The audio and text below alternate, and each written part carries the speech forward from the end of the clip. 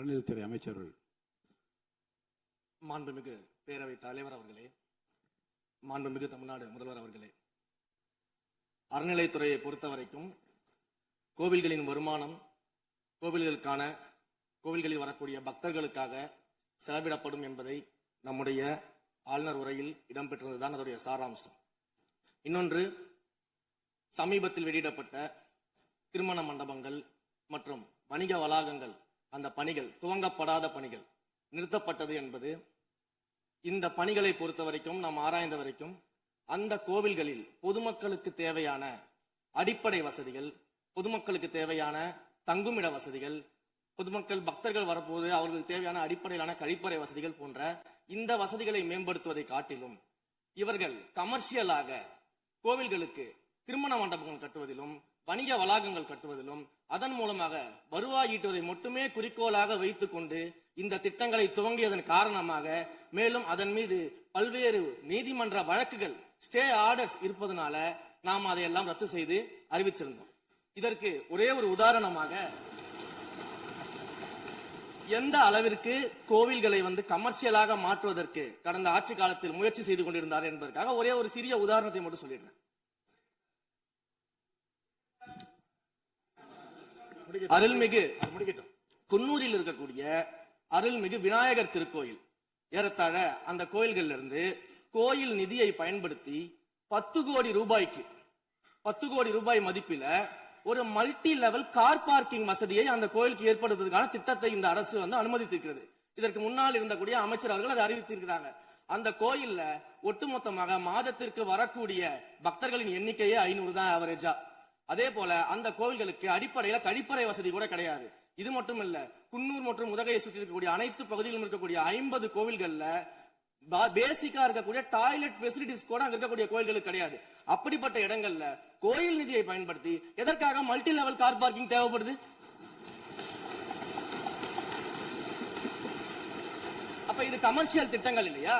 கோவில் நிதியை இப்படி கமர்ஷியலாக பயன்படுத்துவதற்கு எதிராக தான் நாம இந்த திட்டங்களை எல்லாமே தடுத்து, இந்த திட்டங்கள் தேவையில்லை, அதற்கு பதிலாக நம்முடைய அரசாணையிலே வெளியிட்டிருக்கிறோம். மிக தெளிவாக கடைசி வரியை படித்து பார்த்தால் எல்லாருக்கும் தெரியும்.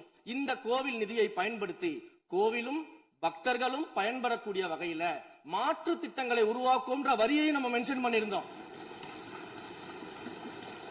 எந்த இடத்திலேயுமே மக்கள் பயன்படக்கூடிய கல்வி நிலையங்களையோ இல்ல இது போன்ற மருத்துவ வசதிகளையோ நாம செய்து தர மாட்டோம்னு சொல்லல. இன்னும் சொல்ல போனா, கடந்த 5 ஆண்டுகள்ல ஒன்றிய அரசின் நிதி உதவியோடு பழனியில பாத்தீங்கன்னா ஒரு சித்த மருத்துவமனை கட்டுவதற்கான நிதி உதவியை ஒன்றிய அரசு தருவதற்கு தயாராக இருந்தது. ஆனா கடந்த ஆட்சியில அந்த திட்டத்தை அப்படியே கிடப்புல போட்டுட்டு, கேட்டா ரெக்கரிங் செலவை எங்களால ஏத்துக்க முடியாது அப்படின்னு சொல்லி கிடப்புல போட்டு வச்சிருந்த இந்த திட்டத்தை நாம இன்றைக்கு கையில் எடுத்து அதை துவங்குவதற்கான ஆய்வில் இறங்கியிருக்கிறோம். அப்ப எந்த இடத்திலையுமே மக்கள் பயன்பெறக்கூடிய திட்டங்களை நாம தடுக்கவும் இல்லை, நாம யாருக்கும் பி டீமாக இருந்து வேலை செய்ய வேண்டிய அவசியமும் இல்லை. கோயில்களின் நிதியை ஒரு காலமும் கமர்ஷியலாக பயன்படுத்த வேண்டிய அவசியமும் மாண்புமிகு தமிழ்நாடு முதலமைச்சர் தலைமையிலான தமிழக வெற்றி கழகத்தின் ஆட்சிக்கு தேவையும் இல்லை. மாண்புமிகு உறுப்பினர் சேகர் பாபு. மாண்புமிகு பேரவைத் தலைவர் அவர்களே, இந்து சமய அறநிலைத்துறை கொடைகள் என்ற ஒரு சட்டம் இருக்கின்றது. அந்த சட்டத்தில் விதி 69 என்ற குறிப்பிடப்பட்டிருக்கின்ற அந்த பணிகள் சட்ட விதிகளுக்கு உட்பட்டு சட்டத்தின் 36 பிரிவிலிருந்து தான் இந்த பணிகள் மேற்கொள்ளப்பட்டன. குறிப்பாக ஏதோ அமைச்சரே முடிவு செய்து திருமண மண்டபங்களையும் வணிக வளாகங்களையும் ஏற்படுத்துவதற்கு உத்தரவிட்டதாக மாண்புமிகு அமைச்சர் அவர்கள் அவைக்கு உண்மைக்கு புறம்பான தகவலை தந்து கொண்டிருக்கின்றார். ஒவ்வொரு திட்டங்களும் அன்றைய காலகட்டத்தில் இருந்த சட்டப்பேரவை உறுப்பினர்களுடைய பரிந்துரையின் அடிப்படையில், சட்டப்பேரவை உறுப்பினர்கள் கேட்டுக்கொண்டதற்கு அடிப்படையில் தான் அனைத்து திட்டங்களும் அந்த காலகட்டங்களில் கொண்டு வரப்பட்டது. அதோடு மட்டுமல்ல, உறுப்பினர் அவர்கள் குறிப்பிட்டு கூறினார், குன்னூரிலே மல்டி லெவல் கார் பார்க்கிங் கொண்டு வரப்பட்டது என்று. அங்கே இருக்கின்ற 56 கோயில்களையும் நான் குன்னூரிலே 5 நாட்கள் ஊட்டியிலே முகாமிட்டு அனைத்து கோயில்களுக்கும் நேரடியாக சென்று ஆய்வு செய்தோம். அந்த ஆய்வின் அடிப்படையில் அந்த திருக்கோயில்களுக்கு வருகின்ற பக்தர்களுடைய அடிப்படை தேவைகளுக்கு வருமானத்தை உயர்த்துவதற்காக குன்னூருக்கு சுற்றுலாவிற்கு வருகின்ற மக்களுடைய வாகனங்கள் போதிய அளவிற்கு பார்க்கிங்களுக்கு இடமில்லாமல் தவிக்கின்ற சூழ்நிலையில் அங்கே மல்டி லெவல் பார்க்கிங் கொண்டு வந்தால் நகராட்சி பரிந்துரையின் அடிப்படையில் வருமானம் பெருகும்.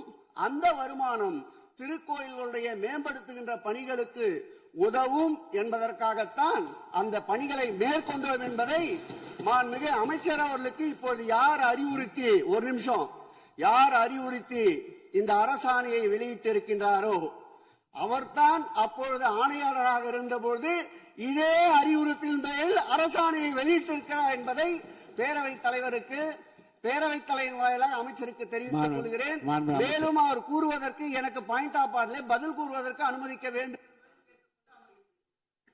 மாண்புமிகு பேரவைத் தலைவர் அவர்களே, குன்னூரில் இருக்கக்கூடிய அந்த விநாயகர் கோயிலுக்கு சொந்தமான இடத்துல மல்டி லெவல் கார் பார்க்கிங் அமைப்பதற்கு ஏற்கனவே அங்க இருக்கக்கூடிய நகராட்சி நிர்வாகம் ப்ரப்போசல் வழங்கிய போது அந்த நகராட்சி நிர்வாகத்திடம் நம்முடைய நிலத்தை குத்தகைக்கு கொடுத்து அதன் மூலமாக இருக்கக்கூடிய வருவாயை வைத்துக் கொண்டு நாம் முடிந்த வரையில் நம்முடைய கோயில்களுக்கு தேவையான அடிப்படை வசதிகளை நாம் செய்து கொடுக்கலாம். ஆனால் கோயில் நிதியவே 10 கோடி எடுத்து அங்க மல்டி லெவல் கார் பார்க்கிங் எந்த விதமான பொதுமக்களும் பக்தர்களும் கேட்கல. பக்தர்களும் பொதுமக்களும் கேட்பதெல்லாம் கோயிலுக்கு உள்ளே சென்று மனநிறைவோடு தரிசனம் செய்துவிட்டு வெளியே வரும்பொழுது அவர்களுக்கு தேவையான அடிப்படை வசதிகளை தான் பக்தர்கள் கேட்டுக் கொண்டிருக்கிறார்கள். அதை செய்தாலே போதுமானது. மாண்புமிகு எதிர்க்கட்சி தலைவர் பேசுகிறீங்க. மாண்பு போதுங்க. நீங்க சொன்னீங்க விளக்கம் சொல்லி திருப்பி இதை நான் அனுமதிக்க முடியாது. மாண்புமிகு எதிர்க்கட்சி தலைவர் பேசுங்க.